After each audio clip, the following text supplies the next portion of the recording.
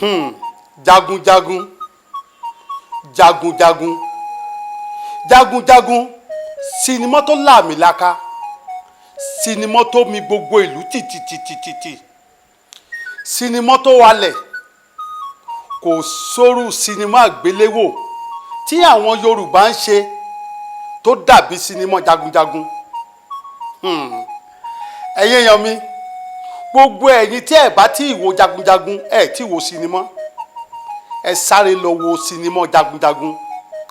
Ẹ lè mọ nǹkan tá a fẹ́ sọ lórí ọ̀rọ̀ Jagun Jagun lénìí, torí awuyewuye ń lọ lọ́tún ó ń lọ lọ́sì. Ẹ já lọ wo sinimá Jagun Jagun.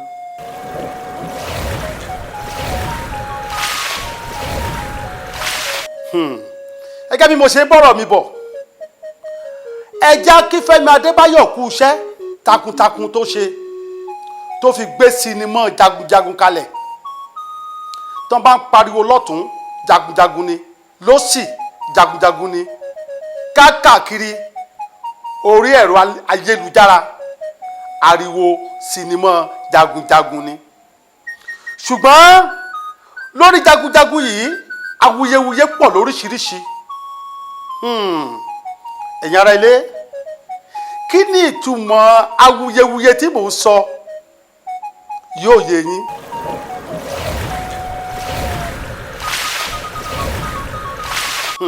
Gẹ́gẹ́ bí mo ṣe ń sọ, kí ni ìtumọ̀ awuyewuye táwọn èèyàn sọ káàkiri lórí Jagun Jagun? Èmi wo sinimá Jagun Jagun, mo kí Fẹ́mi Adébáyọ̀ kú iṣẹ́.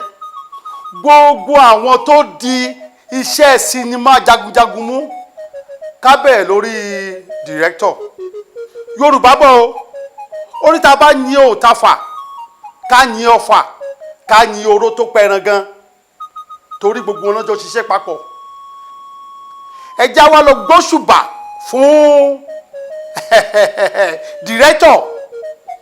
Àwọn tó dìrẹ́kítì Jagun Jagun yìí, àwọn tó ṣe make-up, àwọn aṣaralóge, gbogbo àwọn òṣìṣẹ́ tó wà nínú sinimá Jagun Jagun yìí, gbogbo wọn náà ṣiṣẹ́ wọn kún ojú òṣùwọ̀n, torí òun ló jẹ́ kí a rí sinimá yìí wò.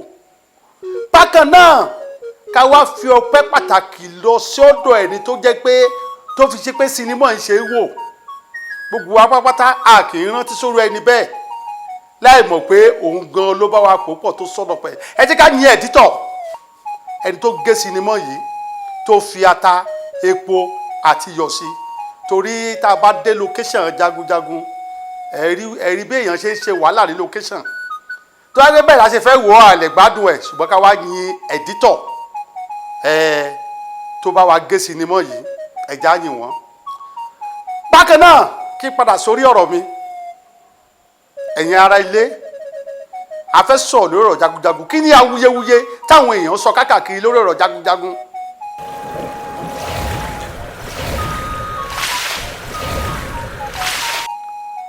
Àwọn kan pariwo, wọ́n ní sinimá Jagun Jagun kì í ṣe kọ́ṣọ̀, kì í ṣe fíìmù àṣà ilẹ̀ wa.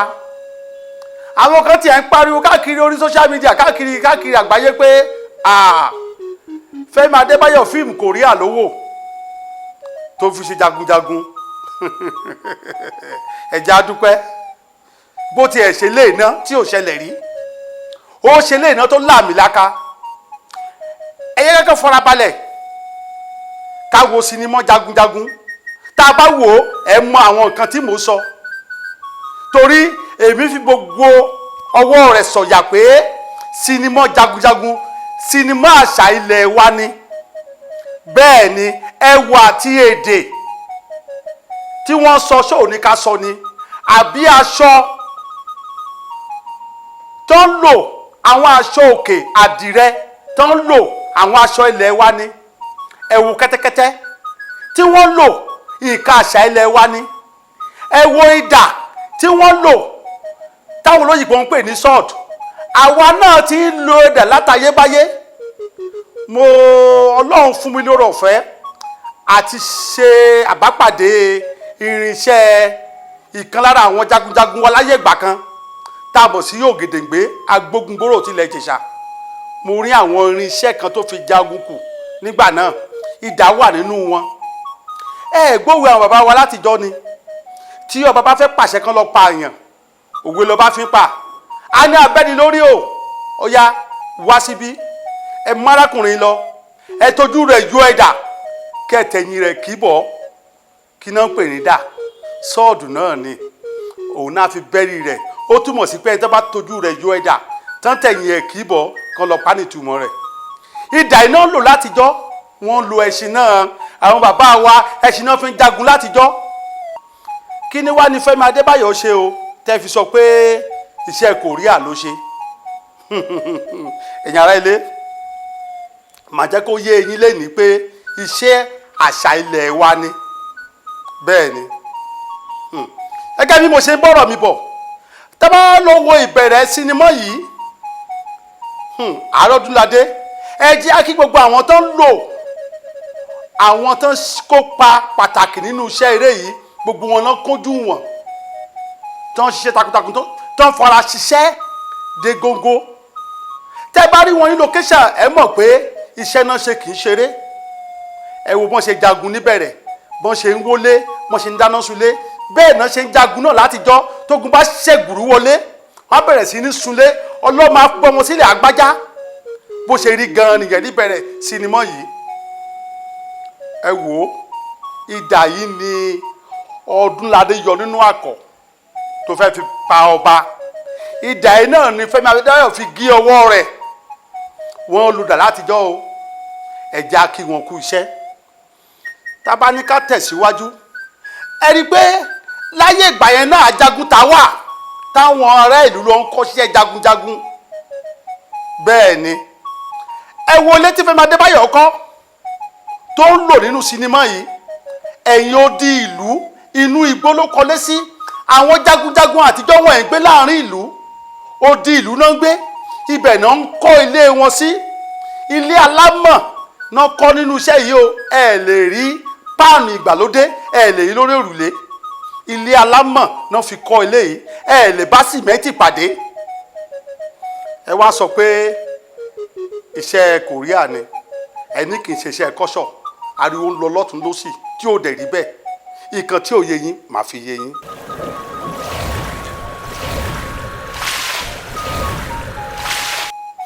gẹ́gẹ́ bí mo ṣe ń bọ̀rọ̀ mi lọ ẹ wo ibi tó kọ́lé sí tó wá bẹ̀rẹ̀ sí ní gba àwọn ọmọ ajagunta tó wá ń kọ́ṣẹ́ ogun bẹ́ẹ̀ náà ni wọ́n ṣe ń kọ́ ní àtijọ́ tó lọ ń kọ́ṣẹ́ ogun ṣùgbọ́n kan wà níbẹ̀ tí mo ṣe àkíyèsí ọ̀nà méjì ni mo rí i pé ó kù díẹ̀ káàtó nínú sinimá jagunjagun torí kò sẹ́ni náà tó lè mọ̀ ọ́n ṣe tán àfọlọ́run ọba ṣùgbọ́n ẹ já gbóríyìn fún wọn wípé iṣẹ́ takuntakun náà ṣe ọ̀nà àkọ́kọ́ mo rí lérò pé ọmọ táyé ń bí láyé ń pọ̀n ní ìgbésẹ̀ àkọ́kọ́ ṣùgbọ́n ìgbésẹ̀ kejì ó lè má yé wọn débẹ̀ ṣùgbọ́n mo fẹ́ kí eléyìí ṣe àkíyèsí fún gbogbo àwọn òṣèré orí ìtàgé tó fẹ́ máa ṣeré àṣà ilẹ̀ wa fún àkíyèsí orú àkíyèsí wo mò ń bọ̀.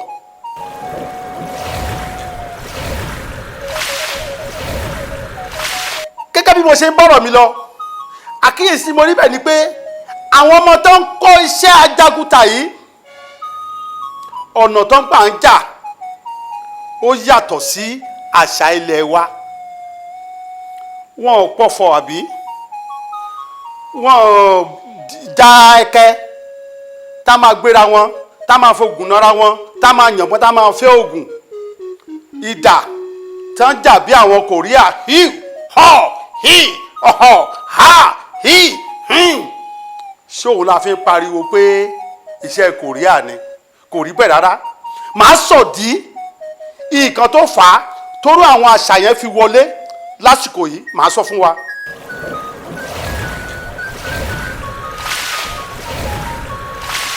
ìdí ni pé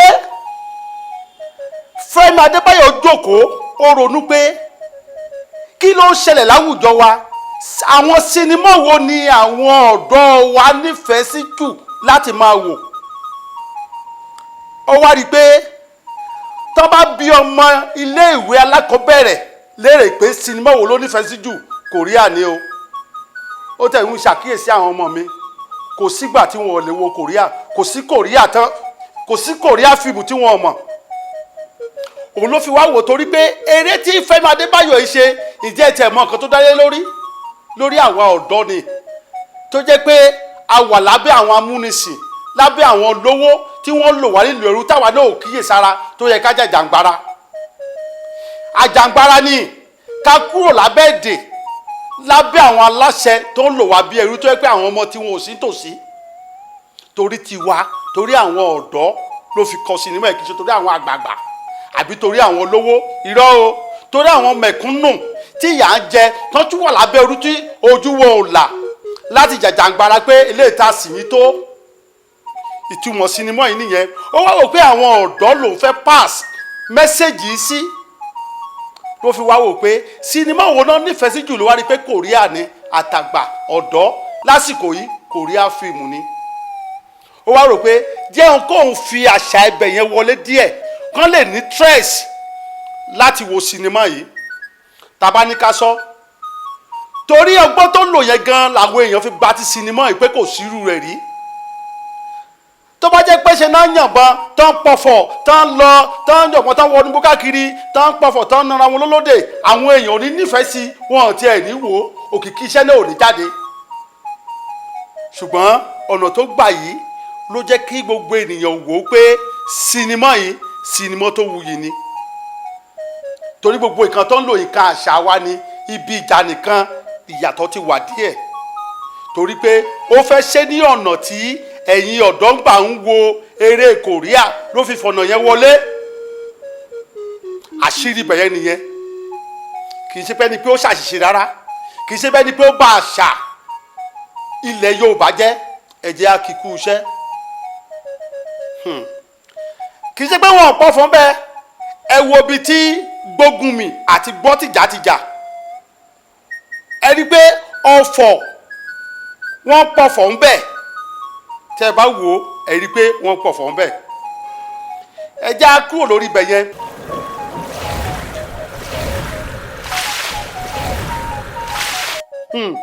ẹ̀yin ará ilé, ibi kejì tí mo fẹ́ sọ̀rọ̀ sí ni pé tí mo wá rí tó jẹ́ ibi kejì tí ì ṣe tí ò farajọ àṣà wa rárá. mi ò lè pè ní mistake, ṣùgbọ́n àárín ibẹ̀ yẹn ò tí ì yé mi, ìwádìí ń lọ lórí ẹ̀ tí mo rí pé kò yẹ kó rí bẹ́ẹ̀. tá bá padà wá tí bá ṣe ṣèwádìí sí kí ló fà tó fi rí bẹ́ẹ̀ màá jẹ́ ká gbọ́. tẹ́ bá wo ìbẹ̀rẹ̀ sinimá yìí, nígbà tí Ọdúnládé wọlé ti ọba tó ń pa àkọ́bí ọba gbàù tí ìbọn dún, tákọ́bí ọba fò sánlẹ̀ tó kú lójú ẹsẹ̀. ẹ̀rí kan tí kábíyèsí ṣe, ó kọjú sígbó torí ọba àṣà ilẹ̀ Yorùbá kì í rí òkú, kì í rí ẹni tó bá ti kú. ó kọjú sígbó, kò wo bẹ̀ mọ́ rárá, kò wo bẹ̀ títí. ṣé ẹ kíyèsí nǹkan tí mò ń sọ? àwọn tó bá ti wo sinimá yìí wọ́n á mọ nǹkan tí mò ń sọ. kò wo bẹ̀. nǹkan tó wá jẹ́ ìyàlẹ́nu fún mi tí mo rò pé kò yẹ kó rí bẹ́ẹ̀, mi ò tí ì lè pè ní mistake torí àárín bẹ̀yẹ ò tí ì yé mi. ẹ bá mi comment, kẹ bá mi share program mi, kẹ bá mi comment torí bẹ̀yẹ ò tí ì yé mi rárá. òun ni mo lè sọ pé ibì kan ṣoṣo tí mo rí nínú sinimá Jagun Jagun nìyẹn. ẹ wo bí tí pọ́ ti jà àti Gbógunmi ti ń jà táwọn ọba wà bẹ́ẹ̀. ẹ wo bọ́n ṣe para wọn tí yẹn ṣubú lulẹ̀, Ìtẹ̀lẹ̀ tó ṣubú lulẹ̀ tó kú. àwọn ọba tó wà lẹ́gbẹ̀ẹ́ Fẹ́mi Adébáyọ̀ ń wò ó lẹ́ni tí ò yẹ kó rí bẹ́ẹ̀. ibi kan ṣoṣo tí mo kíyèsí nìyẹn. torí ìmìlẹ́lẹ̀ tó ṣubú yẹn ó yẹ káwọn ọba yẹn kàn pojú wọn ni àbí kàn kágbádá wọn mójú. ó yẹ ká rí sí ìbẹ̀yẹ bẹ́yẹ pé àwọn ọba ìrókù wọ́n rókù ẹ̀ nílẹ̀ bó ṣe kú sílẹ̀. lẹ́yìn ìbẹ̀yẹ màá sì ṣe ìwádìí bí àárín ìbẹ̀yẹ ṣe jẹ́, ṣùgbọ́n ẹ jẹ́ ayin Fẹ́mi Adébáyọ̀. gbogbo nǹkan tó lò láti bẹ̀rẹ̀ dópin nǹkan àṣà wa ni. ẹ wo bí tí Fẹ́mi Adébáyọ̀ ti ń ṣe ìbọrí tó ń bọrí rẹ̀, ẹ wo àwọn aṣọ òkè, ẹ wo bó ṣe ń wú ni, ẹ wo bó ṣe ń re ni, ẹ wá wo àwọn ìlú àṣà ilẹ̀ wa, àwọn ìyá ìlú, ẹ wo báwọn oníṣẹ̀kẹ̀rẹ̀ ṣe ń sọ ṣẹ̀kẹ̀rẹ̀ sókè. Ẹ wá ní kì í ṣe sinimá àṣà wa, sinimá àṣà wa ni o.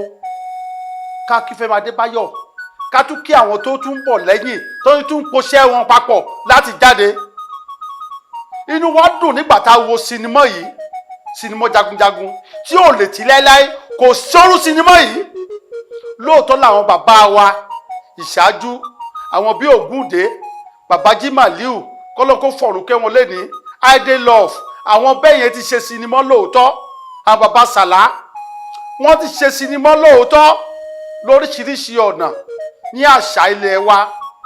Ṣùgbọ́n eléyìí, ó tún wá ní epo, ó ní ata, ó níyọ̀ nínú, torí pé ọ̀nà àrà ni àṣà yìí gbà jáde.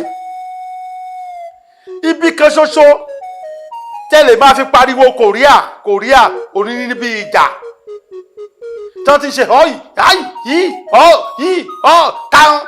tán ló dà. Ibẹ̀ yẹn nìkan lẹ lè rí dìmú. Ìdí dẹ̀ ni pé àwọn ibẹ̀ yẹn gan-an làwọn èèyàn wá nífẹ̀ẹ́ sí jù, torí pé Korea fíìmù lẹ̀ ń wò. Ó yé Fẹ́mi Adébáyọ̀, ó yé àwọn tán screenplay. Adébáyọ̀ Tìjàní mọ̀ pé tẹ́ ẹ bá wò ó, gbogbo yín lẹ máa gbà pé Fẹ́mi Adébáyọ̀ ń ṣiṣẹ́. Káyìn wọn, káyìn àbúrò Fẹ́mi, àwọn dìrẹ́tọ̀ nìyẹn. Káyìn Adébáyọ̀ Tìjàní, àwọn tó dìrẹ́tì sinimá yìí nìyẹn. Iṣẹ́ náà ṣe. Ẹ jọ̀ọ́, mo fẹ́ fàsìkò sọ fún wa pé ká lọ sáré ló máa wo sinimá Jagunjagun.